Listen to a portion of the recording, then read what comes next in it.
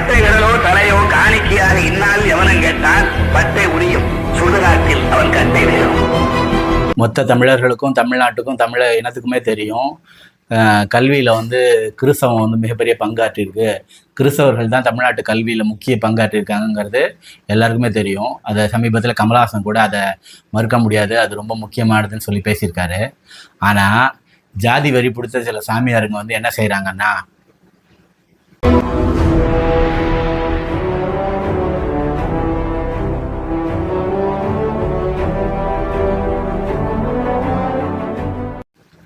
வணக்கம், Dravidians talk YouTube சேனலுக்கு உங்களை வரவேற்கிறேன்.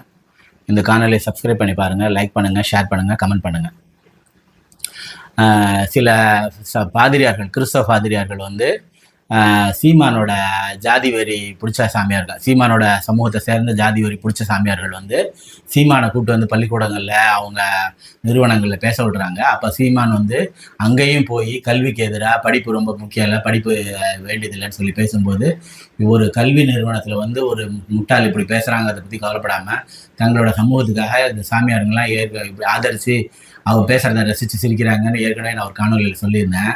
அதே சம்பவம் தான் இப்போ இந்த கிறிஸ்தவர்களோட உரையாடல்னு ஒரு நிகழ்ச்சி இப்போ நடத்தியிருக்கானுங்க. அதில் இது நடந்திருக்கு. எப்படின்னு நான் விளக்கமாக சொல்கிறேன்.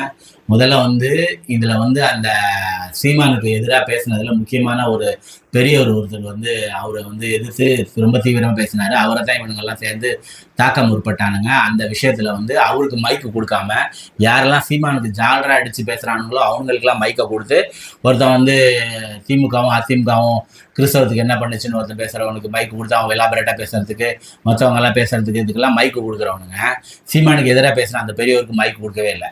இதில் அந்த நாம் தமிழர் கட்சிக்காரங்க அந்த பெரியவரை தாக்க முற்படும் போது போலீஸ் உள்ள வந்தோன்னா இந்த ஃபாதர் கொஞ்சம் கூட மனசாட்சி இல்லாமல் போலீஸ் வெளியில் இருங்கன்னு சொல்லி சொன்னார். போலீஸ் வெளியில் இருங்க, ஒரு கலவரமான இடம் உருவாக்கும் பொழுது போலீஸ் வர்றவங்க போலீஸ் வெளியில் இருங்கன்னு சொல்லி சொல்கிறாரு. இந்த ஃபாதர் எவ்வளோ மோசமானவர் அப்படிங்கிறதுக்கான முதல் உதாரணம், கரெக்டான விஷயம் என்னன்னாக்க, ஒருத்தர் மிக சரியான ஒரு கேள்வியை கேட்டார். முதல்ல கேட்டவர், அதாவது பவுல் அடிகாரர்கள் கிறிஸ்தவத்தை பரப்புனாரு, இயேசுநாதருக்கு முன்னாடியே பவுல் அடிகள் வந்துட்டாருங்கிற மாதிரி நீங்கள் வரலாறு தப்பாக பேசுறீங்க, பைபிளை படிச்சுட்டு பேசுங்கன்னு சொல்லி ஒரு விஷயத்த அவர் கரெக்டாக கேட்டார். பவுல் அடிகள் தான் இப்போ கிறிஸ்தவத்தை பரப்புனாருங்க, இயேசுநாதருக்கு முன்னாடி கொள்ளுங்கிற மாதிரி நீங்கள் பேசியிருக்கீங்க, அது தப்புன்னு பேசியிருக்காரு. இதை ஏற்கனவே ஒரு தடவை சீமான் இந்த விஷயம் பவுலடியாரை பற்றி பேசின விஷயத்த ஏற்கனவே ஒரு தடவை மனோஜ் ஏற்கனவே இதை தெளிவாக பேசியிருக்காரு. எப்படின்னா, சீமான் என்ன பேசியிருப்பாருன்னா, அந்த உரையில் இந்த மாதிரி இயேசுநாதர் கிறிஸ்தவத்தை பரப்புனதில்லை, இயேசுநாதருக்கு அப்புறம் பவுலடியார் பரப்புனாரு, பவுலடியாருக்கு அப்புறம் 2ஆம் ஜான் பால் வந்தார் அப்படின்னு சொல்லி 2ஆம் ஜான் பால் பரப்புனாருன்னு சொல்லி பேசியிருப்பாரு. இது எவ்வளோ பெரிய அயோக்கியத்தனமான, முட்டாள்தனமான, சர்க்குரித்தனமான பேச்சு. பவுலடியார் இயேசுநாதர் காலத்துக்கு அப்புறம் கிறிஸ்தவ பரப்பணும் முக்கியமான ஒரு ஜான் பால், இப்போ 2ஆம் ஜான் பாலுங்கிறவர், 2ஆம் பாலுங்கிறவர் இப்போ 1985 சென்னைக்கு தமிழ்நாட்டுக்கு வந்த ஒரு போப்பு இருக்கார்ல, இப்போ இருக்கிற போப்பு, 2 பேப்புக்கு முன்னாடி உள்ள ஒரு போப்பு 1985 அவர் சென்னைக்கு வந்திருக்காரு. வெட்டுவங்கனியில் இருக்கிற ஒரு சர்ச் இருக்கு, அந்த சர்ச்சோட அடிக்கல் கூட அவர் தான் நாட்டினது. மவுண்ட் சர்ச்சில் அவருக்கு பேசியிருக்காரு, அவருக்கு அங்கே ஒரு சிலை கூட நிறுவப்பட்டிருக்கு மவுண்ட் சர்ச்சில். அந்த ஜான் பால் 1985 வந்தவர், 85ஓ 86ஓ அது என்ன சரியா தெரியல, ஆனால் அந்த 80களில் வந்தவர். கிட்டத்தட்ட 2000 வருஷம் கழிச்சு வந்த ஒருத்தரையும், 2000 வருஷத்துக்கு முன்னாடி ஒருத்தரையும் முதல் ஜான் பால் வந்தார், 2ஆம் ஜான் பால் வந்தாருன்னு அந்த 1 2ங்கிறத வச்சு இவன் மட்டும் குத்து மதிப்பாக அடிச்சு விட்டான்.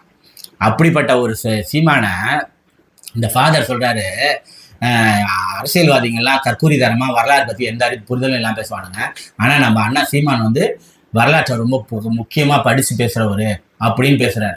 இந்த கேள்வி அவர் கேட்டது இந்த ஜான் பாலை பற்றி நீங்கள் தப்பாக பேசிருக்கீங்கிறதுக்கு பதில இவர் அந்த ஃபாதர் சொல்லுவாருன்னு சொல்லிட்டு, அந்த ஃபாதருக்கு தெரியும் அது தப்பாக பேசுனதுன்னு தான் தெரியும், தெரிஞ்சுமே அதை சமாளிக்கிறதுக்காக இந்த ஃபாதர் இந்த மாதிரி அரசியல்வாதிகள்லாம் தற்கூரித்தனமாக வரலாற்றை தப்பாக பேசுவாங்க, அந்த நம்ம சீமான் வரலாற்றை சரியாக பேசுவாருன்னு இந்த ஃபாதர், முட்டாள் ஃபாதர் பேசுகிறாரு.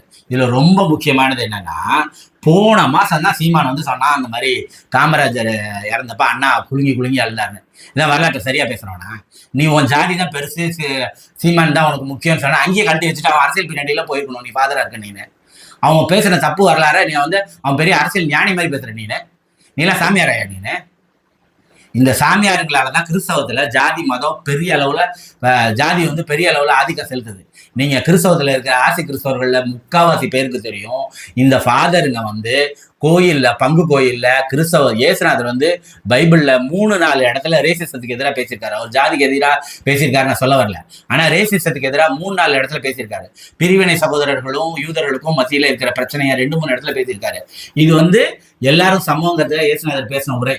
ஆனா எந்த ஒரு சாமியாரும் பிரசங்கத்துல வந்து இந்த இயேசுநாதர் வந்து அந்த ரேசிசத்துக்கு எதிராக பேசியிருக்காருங்கிறத பேசவே மாட்டாங்க. இப்போ நான் அதுக்கு ரீசெண்டான ஒரு உதாரணம், சமீபத்தில் இல்லை, ஒரு 10 ஆண்டுகளுக்கு முன்னாடி இங்கே பாலவாக்கத்தில் ஒரு சர்ச்சில் வந்து ஒரு தடவை செங்கல்பட்டு ஆயர் நீதிநாதன் வந்து ஒரு உரை நிகழ்த்தினார். அந்த உரை நிகழ்த்தும் போது அவர் வந்து ஜாதி பார்க்கறது எவ்வளோ மோசமானது, ஜாதி வந்து எவ்வளோ கிறிஸ்தவத்தில் ஜாதி பார்க்கக்கூடாது, எல்லாரும் ஒரு சமம், இயேசுநாதர் வந்து எல்லாரையும் சகோதரர்களாக ட்ரீட் பண்ண சொல்லியிருக்காருங்கிறத ஒரு நீண்ட உரையாற்றி முடிச்சாரு. அதுக்கு பின்னாடி வந்த ஒரு பேராயரா சின்னப்பா வந்து பேசும்போது, அந்த முன்னாடி ஒரு ஆயர் வந்து அந்த ஜாதிக்கு எதிரான ஒரு உரையை நிகழ்த்தியிருக்காரு, அதை ஒட்டி ஒரு கருத்து சொல்லணுமா இல்லையா? அந்த ஆயரோட உரையை முற்றும் முழுதுமா நிராகரிச்சுட்டு தனக்கு தோண்டதை பேசிட்டு அந்த ஆள் போயிட்டாரு, இந்த பிஷப் பேசிட்டாரு. அதனால ஆசிரியர் கிறிஸ்தவத்துல ஜாதி வந்து தலைவிரிச்சு ஆடுது.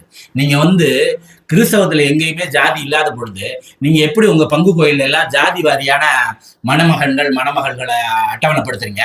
எந்த அடிப்படையில் அட்டவணைப்படுத்துறீங்க?